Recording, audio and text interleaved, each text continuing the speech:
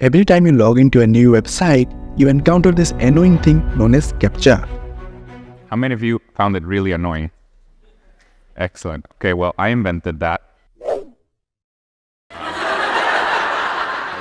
But have you ever thought why we the humans who have invented the computer need to prove back the computer that we are the humans? Well, as the internet grew, there were a group of hackers who have created multiple chatbots, and the chatbots are programmed in such a way that it can enter into the website and create accounts just as a human does, and can send thousands of spam emails within seconds. But what a chatbot cannot do? It cannot read these unsymmetric letters, which is famously known by the name CAPTCHA. So CAPTCHA is basically a protection against the malicious practice on internet. But there was a major problem with this system. There were 200 million users signing every day into internet, which means the website needs 200 million new CAPTCHA every day. That again means 200 million CAPTCHAs have to be typed every day manually, which is equivalent to 5,55,000 productive hours of humans are spent on typing CAPTCHAs. But you know what? The founder of Duolingo and the inventor of CAPTCHA, Louis Bonhomme, came up with a revolutionary idea. Louis noticed that with the growth of internet, there was a rush for digitization of books. But the process of digitization was little complicated. First, you have to scan through every page, then put it through an optical character recognition, in short OCR, which is a software used to convert scanned images into machine-readable text. But the problem was there were many old books with poor writing styles and the words were either smudged, blurred or faded. As a result, the OCR was not able to recognize the words, and as it turns out, 30% of the words were not readable by OCR.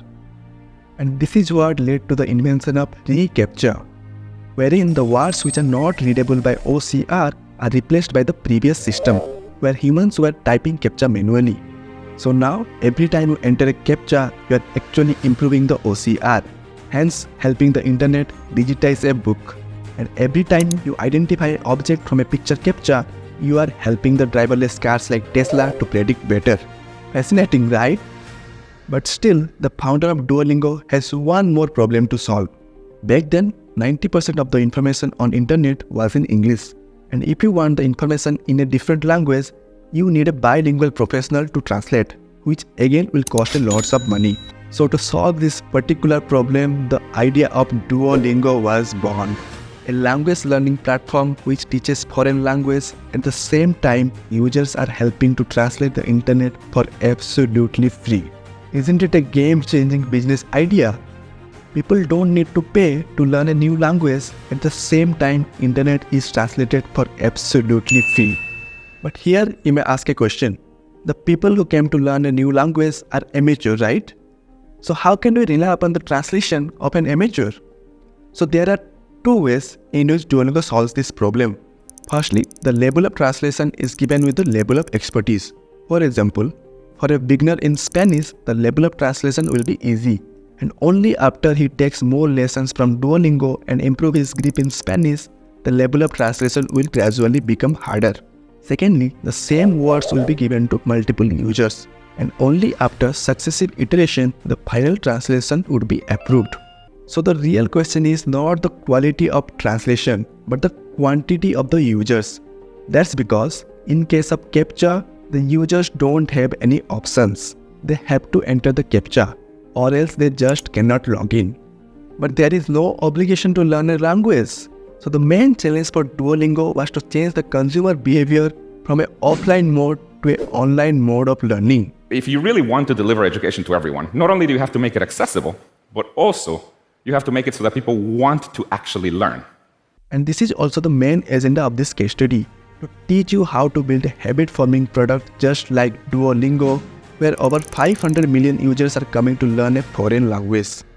A lot of people talk about education as something that brings equality to different social classes, but I always saw it as the complete opposite, as something that brings inequality to social classes. Because what happens is that people who have a lot of money can buy themselves the best education in the world, and because they have such good education, they continue having a lot of money. Whereas people who don't have very much money barely learn how to read and write, and because of that, they can never make a lot of money. And I wanted to do something that would give equal access to education to everybody. regardless of how much money they had. The answer to Duolingo's model lies in a book named Hooked, where the author Neeraj discussed 4 important steps to build a habit-forming product: trigger, action, variable reward, and investment. And the best analogy to understand Duolingo's hook model is through the example of Instagram. So to understand this better, let's take the example of Manoj, who is a college student, and let's decode how Instagram will make Manoj addicted using this hook model. The first step in the hook model is trigger, and trigger can be of 2 types: external triggers and internal triggers. And in case of Manoj, his friend Pandey using Instagram is the external trigger. And once he log in, Instagram will try every possible way to take his data so that it can show him the relevant contents. And once Manoj sees his friends on Instagram, it will create a FOMO in his mind. And the need to make social connections will act as an internal trigger. And the next time when Manoj will feel bored, this emotion will trigger him to open Instagram by his own. So in summary, to build a trigger, there are 3 steps. First, you need an external trigger, which can be either advertisement, SEO, or as in our case, a referral from a friend. Second, you need to identify the emotions and pain points of your customers. And finally, visibility reminder, where in the case of Manoj, the Instagram app in his home screen is the visibility. And Instagram will ensure to send him notification, which will act as a reminder to take action. And here we come to the second step of the hook model, that is action. Always remember that trigger only does the work of taking horse to the river. Triggers can only generate leads, but to generate revenue, the customer must take the action.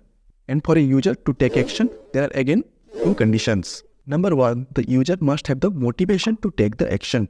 And in the case of Manoj, the recent post and message from his friend Shraddha is the inner motivation for him to take the action. And from his own site, Instagram will nudge Manoj with small tasks to complete his profile.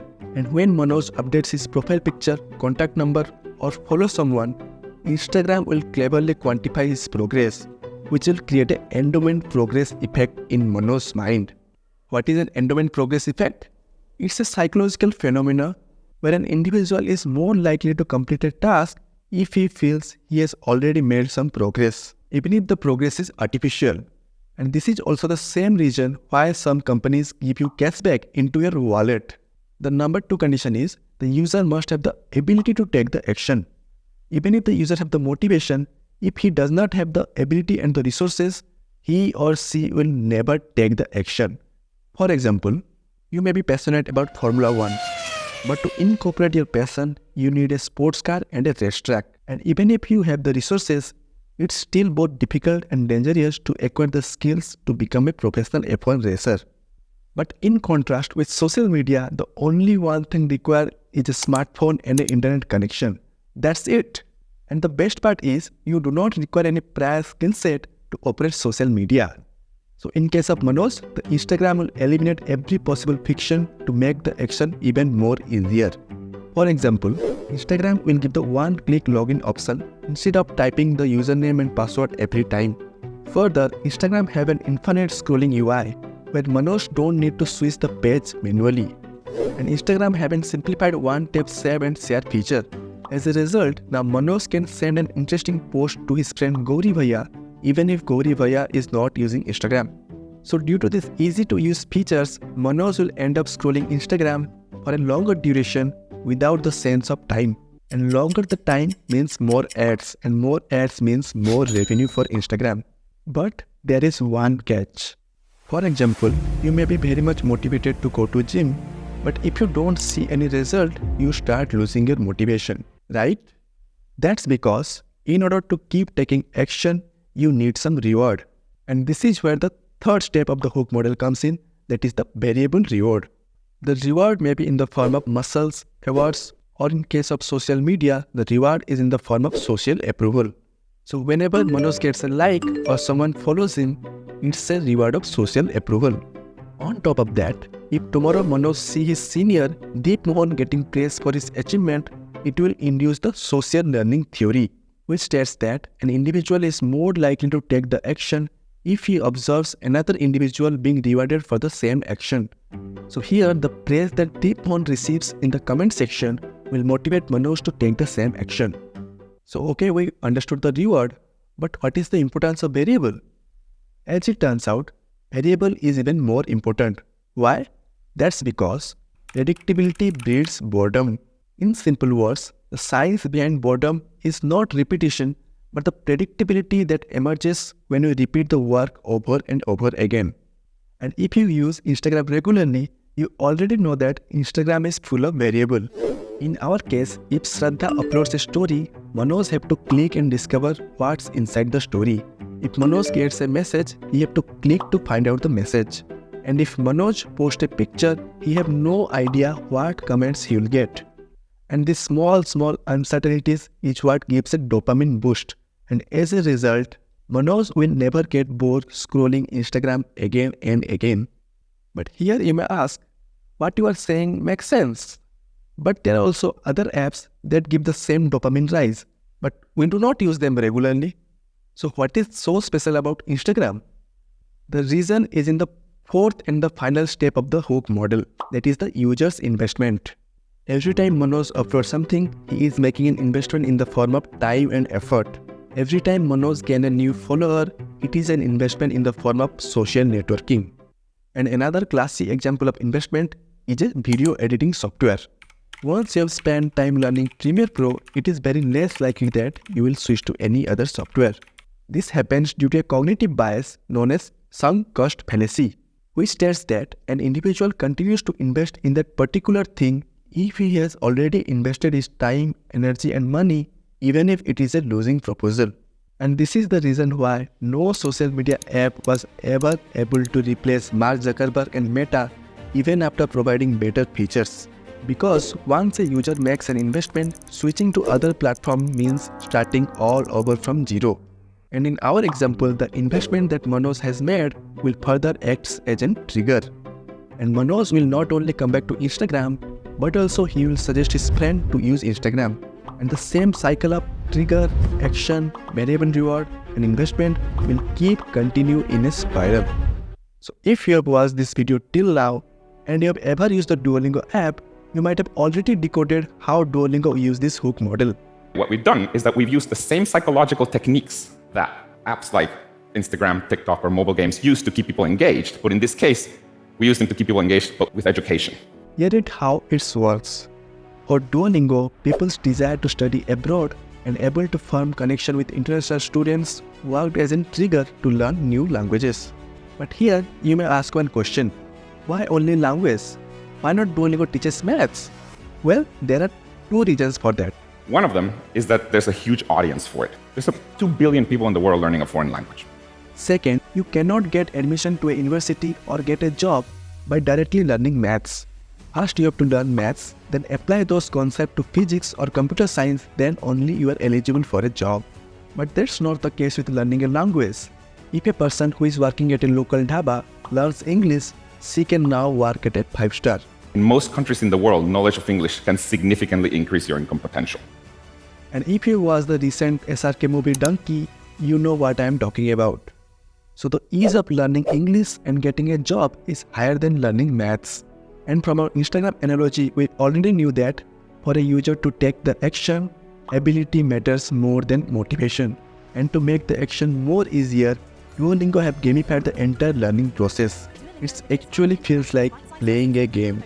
And to make the gamification even more effective, they use something called as A/B testing. For example, if Duolingo wants to know if they should teach verb after noun or noun after verb, instead of relying on the traditional teaching methods, what Duolingo would do is, they would first divide the users into two groups. To group A, they will teach verb after noun, and to group B, they will teach noun after verb. And they will draw the conclusion by comparing the performance of two groups. This is the reason why learning a language feels so user-friendly in Duolingo. When we were starting Duolingo, we realized the hardest thing about learning a language or learning anything by yourself is keeping yourself motivated. And to keep users motivated, Duolingo maintains a streak to create the progress effect. This new progress bar gets people to do 5% more lessons. If you miss one day of your language lesson, streak will reset back to 0. It is something similar to Snapchat. where you send random pictures to your friends just to maintain the streak.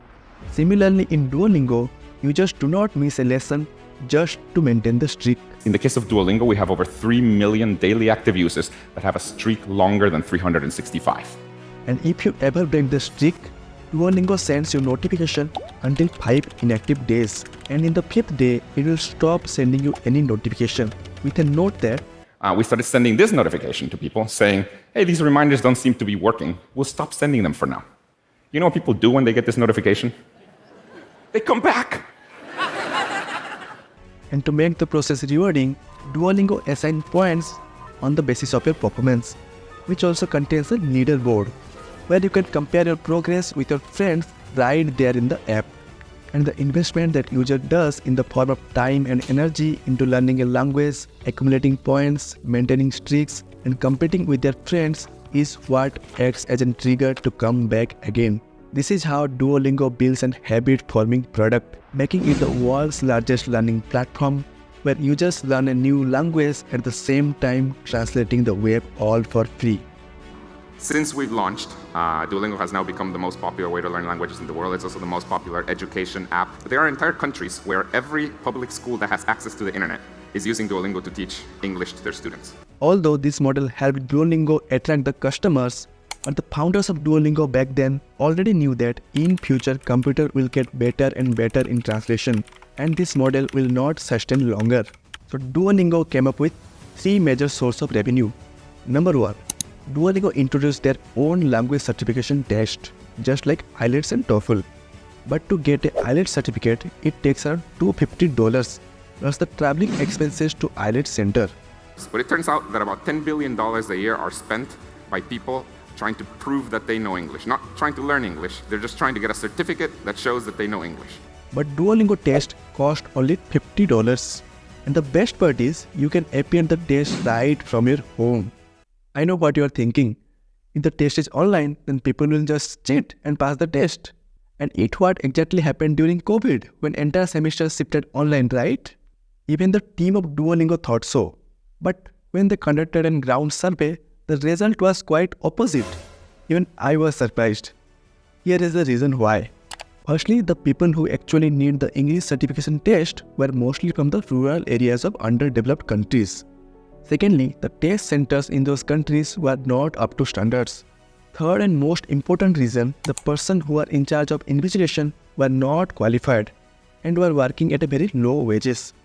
As a result, giving bribes in exchange of cheating is very common in those countries. But in contrast, in online tests, the candidate do not know who is monitoring at the other side of the camera. A real human proctor watches you taking the test, and then we can figure out whether you cheated or not. And it turns out it's very easy to spot people cheating. I will tell you what cheating looks like. Cheating looks like this.